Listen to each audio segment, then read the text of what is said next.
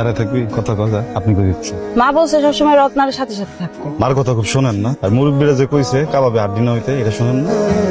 এই জানেন আপনার জন্য গাছ থেকে পারে আনছি। কোন গাছ থেকে ছিলেন? এই যে গাছ থেকে পারলাম। কারাল গাছ থেকে আপনি জবা ফুল ছিলছেন না? কত বানাইতেছেন? আমার কিন্তু সব ফাইজলাম একদম পছন্দ না। ফুল দিতেছেন কেন আমারে? জানেন না কি লিখে দিতেছি ফুল? জানি না। আসলে জানেন না, খুব ভালো লাগে মজা লাগে, খুব ভালো লাগে না আমার মুখ দিয়ে বাবা ভালোবাসার কথা শুনতে। একটা জিনিস আনছি, কিন্তু এটা গাছ থেকে পারিনি, কিনে আনছি। আজকে সিদ্ধান্ত নিচ্ছি, আপনি যদি এটা গ্রহণ করেন তাহলে বুঝুন যে আপনি চান আমি আপনার পিছিয়ে পিছিয়ে যাই, আর এটা যদি না নেন আমি কোনোদিন আপনার পিছিয়ে যাবো না।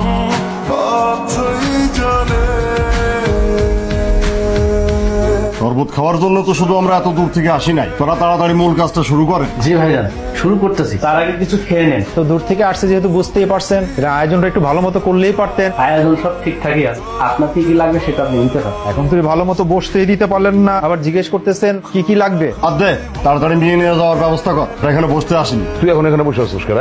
তাড়াতাড়ি বাইরে 100 চেয়ার বসানোর ব্যবস্থা কর, আর রহিম বাবুর সাথে খবর দে, তারে বলবি 2টা আস্ত খাসি সাজায় এখানে রেডি করতে। সাদেক বুয়া কোনো সময় মেহমানদারিতে কার্পণ্য করে না, আর সবাই বুঝাই দে।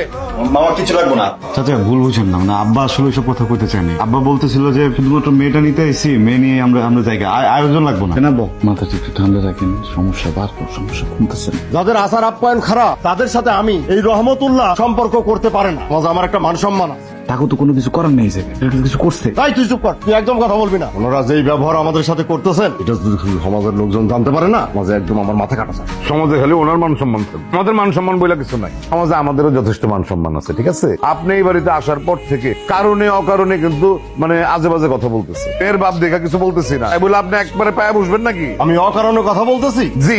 এই নাজমুল, কাজী টাকার ব্যবস্থা কর। আর শোনেন, এত অপমান করার পরেও ওদের মেয়েরে নিয়ে যাইতেছি, তো জানেন এই রহমতুল্লাহ কারোর সাথে অন্যায় করে না। রাখেন মি আপনার ন্যায় অন্যায়, আপনার মতন লোকের পরিবারে তো সাদেক বুয়া বাইসা থাকতে তার মেরে পাঠাবেন। আরে আরে, মেয়ের বাবা হয়ে এসব আপনি কি বলতেছেন? মেয়ের ভবিষ্যতের কথা কিছু ভাবছেন? আমার মেয়ের ভবিষ্যৎ নিয়ে আপনারা তো মাথা ব্যথা কিসের জন্য? সাদেক ভুইয়ার মেয়ের ভবিষ্যতের ভাবনা সাদেক ভুইয়ার নিজের। আগামী 7 দিনের মধ্যে সাদেক ভুইয়া তার মেয়ের বিবাহ, মেহমান বিদায় হবে।